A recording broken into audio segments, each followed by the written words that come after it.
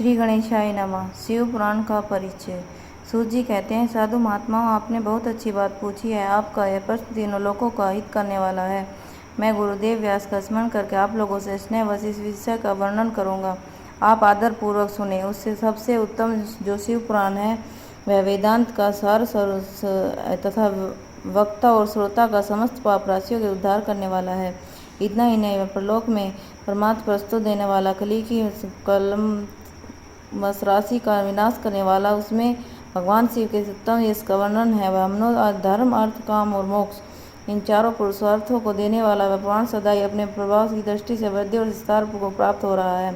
विप्रो, सर्वोत्तम शिव पुराण के अध्ययन मात्र से ही कलयुग के पाप सख्त जीव श्रेष्ठतम गति को प्राप्त हो जाएंगे। कलयुग के महान उत्पात तभी तक जगत में निर्भय होकर विचरेंगे जब तक यहाँ शिवपुराण का उदय नहीं होगा। इसे वेद के तुल्य माना गया है। इस वेद कल्प पुराण का सबसे पहले भगवान शिव ने ही प्रणयन किया था। विंध्येश्वर संहिता, रुद्र संहिता, विनायक संहिता, उमा संहिता, मार्त संहिता और एकादश रुद्र संहिता, कैलाश संहिता, सद्र रुद्र संहिता और कोटि रुद्र संहिता, सहस्त्र कोटि रुद्र संहिता, वायव्य संहिता और तथा धर्म संहिता, इस प्रकार पुराण के 12 भेद और खंड है।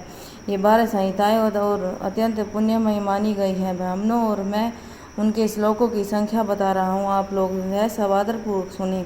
विंध्येश्वर संहिता में 10,000 श्लोक हैं। रुद्र संहिता, विनायक संहिता, उमा संहिता और मात संहिता, इनमें से प्रत्येक 8-8 हजार श्लोक हैं। ब्राह्मणों एकादश रुद्र संहिता में 13,000, कैलाश संहिता में 6,000, सदरुद्र संहिता में 3,000, कोटि रुद्र संहिता में 9,000, सहस्त्र कोटि रुद्र संहिता में 11,000, वायव्य संहिता में 4,000, धर्म संहिता में 12,000 श्लोक हैं। इस प्रकार मूल शिव पुराण की श्लोक संख्या 1,00,000 है, परंतु व्यास जी ने 24,000 श्लोकों में संक्षिप्त कर दिया है।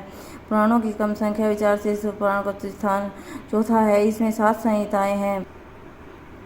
पूर्व काल में भगवान शिव ने श्लोक संख्या दृष्टि से 100 करोड़ श्लोक एक ही पुराण कथन ग्रंथ ग्रथित किया था। सृष्टि के आदि में निर्मित हुआ वह पुराण संहिता अत्यंत विस्तृत था। फिर द्वापर आदि युगों में द्वापर आदि व्यास जी महर्षियों ने जब पुराण का 18 भागों में विभाजन कर दिया, उस समय संपूर्ण पुराणों का संक्षिप्त स्वरूप केवल 4 लाख श्लोक रह गया। उस समय उन्होंने शिव पुराण का 24,000 श्लोकों में प्रतिपादन किया। यही इसके श्लोकों की संख्या है। वे तुल्य पुराण 7 संहिताओं में बटा हुआ। इसकी पहली संहिता नाम विंध्येश्वर संहिता है, दूसरी रुद्र संहिता समझनी चाहिए, तीसरी नाम सत्र रुद्र संहिता, चौथी कोटि रुद्र संहिता, पांचवी उमा संहिता, छठी कैलाश संहिता, सातवीं वायव्य संहिता। इस प्रकार 7 संहिताएं मानी गई है।